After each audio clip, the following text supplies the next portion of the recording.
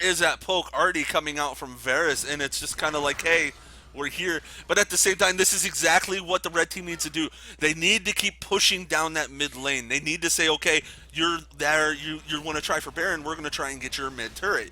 And they're doing the perfect thing. Nasus is completely cutting off two of the team members here. Their red team's going to have to fight here at some point. I mean, But we blue team, see, excuse me. yeah, but we see the taunt and the flag and drag to get them out of that sticky situation. Totally fine jumping over that wall now. But they're still going to clear these waves, and they're going to make sure that Syntax cannot take this Baron by just keeping constant pressure on this mid by pushing these waves. Now they're going to back off themselves and perhaps try to fake it, but this Sona, Deadly Paradox, has these wards out, and they're going to know exactly where they are. And they're easily going to be able to start taking those out. Does Nasus Q gain stacks if you kill a ward? I think it does, actually. Because I just heard it go off there. That's why I Yeah, was curious. if it kills an enemy unit, and I believe wards do count. That's the last thing they want is him getting even more stacks off of just the wards he finds. But yeah, Great Vision already still coming out from Red Team. They're pretty much taking Yep. control of that. There's Yeah. one ward that it seems like they missed, but they're not really worried about.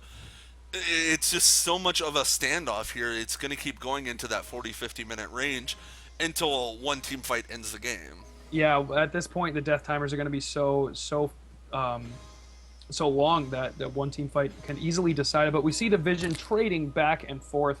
Annie's picked up an Oracle's, so has Sona. They just keep walking around, clearing each other's wards, then putting a fresh batch down. And then as soon as the opposing team pushes out, they lay their own wards. Shen ult onto But Baron. we see, really? Yeah, Shen just ulted into Oh, Baron wow. from bottom lane, hopefully trying to. I think he was trying to play some type of trick there And they and get him to go down bottom. But nothing to prove has no vision. yeah, that's going to be very risky. And are they going to be able to get it? Blue team does get Baron, and they are Nice just smite. going to back off there. Yeah, and this is exactly what Syntax wants. They snuck that Baron in after Annie and Sona kept trading vision back and forth. Sona clears all the wards near Baron, places out a couple. They still had wards in the red side jungle of nothing to prove, and so they said, hey, we can do this Baron right now. And they took it with a nice smite by Jarvan, making sure that the Corki missile didn't steal it. And now Syntax is going to have the lead, but they've gone back to buy, and it looks like nothing to prove is going to push down this turret. Holy cow, that Nass is cute. Is doing a lot. We do see Sona just bought the Mikhail's Crucible, and against Alessandra, that's just like, okay, she has to Yeah. ult herself now. She cannot Yeah. ult anyone else, or it's going to be gone. Very smart buy from Paradox. Heads up play. Umashi still has that Guardian Angel. It has not been popped yet. And Varus with that Quicksilver Sash in case he gets caught out again. So they have a lot of ways of making sure that they don't get caught by this CC, by any of the Annie stuns, the cocoons. And they're going to just tank this turret with Shen being absolutely huge right now. And it looks like they want to start a team fight here. Nasus has almost 600 damage extra in that Q. Cataclysm is going to catch on to two people. Flash going to come out, and there is the ult coming out from Slayer, catching out Umashi. Umashi is going to pop his ult, and there is the Zanya's Hourglass. The Zanya's was too early. Excuse me, and the Death Mark does get the damage off. And at the same time, Corki is starting to get pretty low, and it looks like the blue team is just too tanky here. The red team can't do anything about it. That was such a close team fight, and it was so well played on both teams, trying to jockey back and forth with all these CC ults, hitting everything that they could. But I think the only reason favor went to Syntax there was because of that Baron buff. They were able to take a kill for free, but it looks like right now... Art Slash is going to get blown down. Oh. Honeydew picking up the kill, so Honeydew's worth gold now, and it looks like Zed is going to get blown up too. These team fights keep going back and forth. Reality NK trying to get away. And there is the Wither, and that's going to be a dead Shen here really soon. So we just seen a trade after a trade in team fights. We're going to see them take Dragon now, which is going to be nice. It's going to put this gold back up, going to lessen the lead. No, they decided they're going to push bottom. But I think that was just simply outstaying their welcome. That team fight, they won barely. People were very, very low, and they won that because of Baron, which was great. But then they decided to rotate bottom, and try and take that tower. And instead, Varus was the last one, the closest one to base. And Nasus with those home guards ran right in, and they just killed him immediately. 564 extra damage on his siphoning strike. Wow. What? He's And look at the turrets go down and the inhibs. They're just dropping so quickly from that Nasus, and now they're going to trade. So they took that middle inhib after that team fight, which originally was a fantastic pickup for Syntax, but now all of a sudden nothing to prove turns it around, and catches them overstaying their welcome and pushes it all the way to bottom inhib. So still these teams are even. This really shows the skill of both of these teams' ability to capitalize. One getting just a little bit too greedy, and then that other team punishing them for it. And you know what that means, don't you? We're going to be here for another 10, 15 minutes. Yeah, at this rate, this game is going to go an hour long. But it's well worth it. $300 in RP. Yeah, I mean they're fighting tooth and nail for this, and they're going to check for Dragon, which again, this is what they could have taken this. I think the pushing power of Nasus and Corki at this point was enough to take those turrets, and maybe they wouldn't have gotten in here, but they left that Dragon open, and Syntax says, all right, if you were leaving that after that big push bottom, we'll gladly take it. And actually, we do see a pickaxe coming out onto Nasus.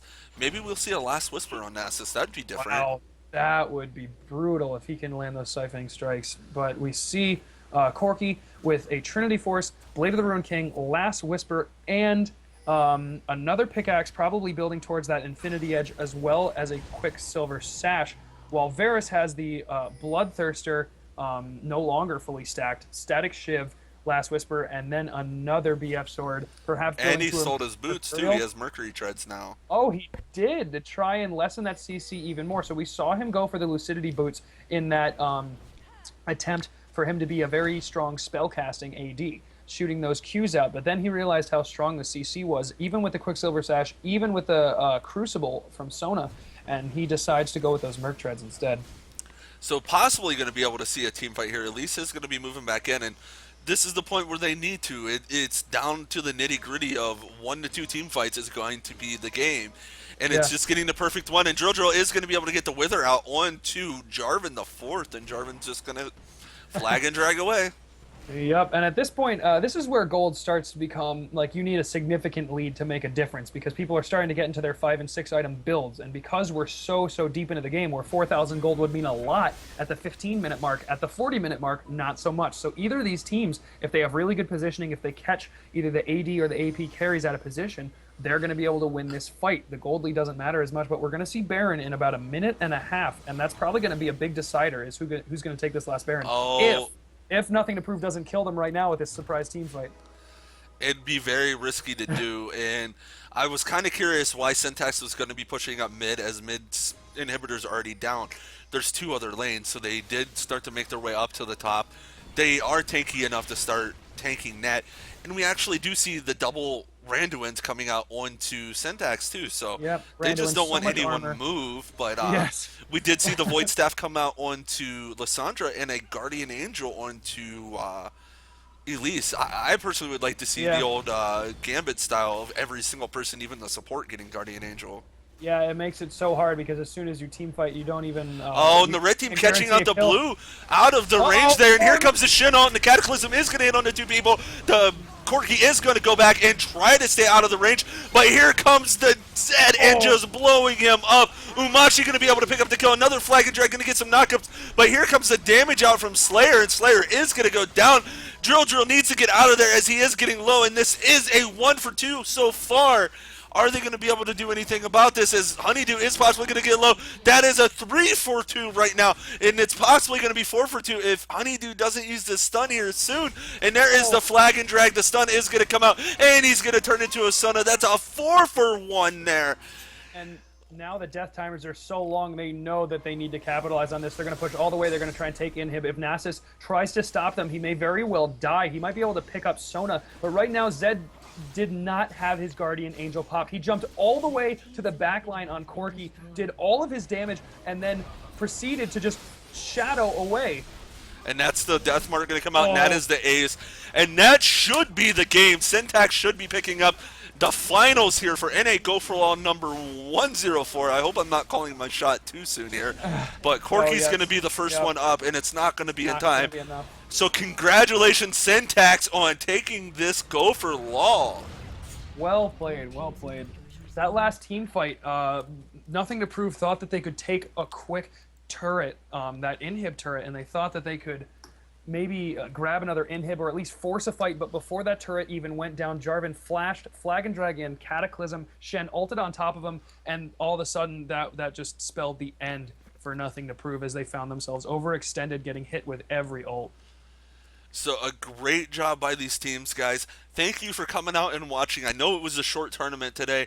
So if you know anybody that has a team that has 5 friends, you have 5 friends, you have a Sunday off with some coworkers and you want to play some League of Legends, why not come play it in the NA Go4LOL tournament? Head over to nationalesl.com and just sign up. It's very easy to do. It's a free tournament and a chance to win $300 and some RP. So each one of these guys got about what, $60, $70, something like that a piece. Yeah. If you split it up, I'm not probably not doing the math, correctly, and some RP for this. I mean, it's such a great tournament. Go4LOL has been going on for many years now, ever since League of Legends started. Also, check out all the other games there too. I know we started out some Dota, and then there's another game I can't even think. There's a lot of just different Go4LOL tournaments that's going to be going on. Personally, SC2. yeah, start. StarCraft. Yeah. There's Shoot Mania. There's I can't think of the other. It's like an MMO slash shooter game that just came out that's free to play.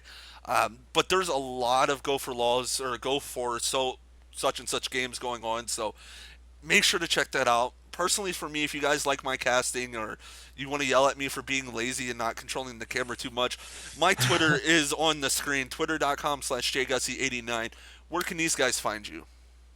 These guys can also find me on Twitter at /John Strecker, JONSTREKER, if they feel so inclined.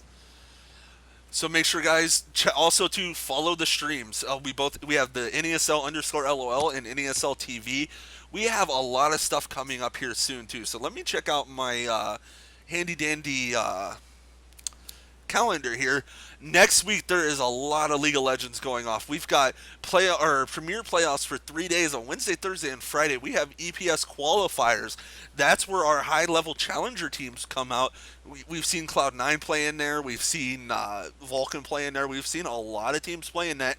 Also, too, Dignitas, CLG, TSM, all of those big teams that you see in LCS, they all started in Go4LOL and they made it up through EPS. Then you have Go4LOL coming out next Sunday, and it just continues to go on and go on. So make sure to follow the streams, guys. Make sure to come check us out. Let us know what we've done. Thank you for watching, and you guys have a great night.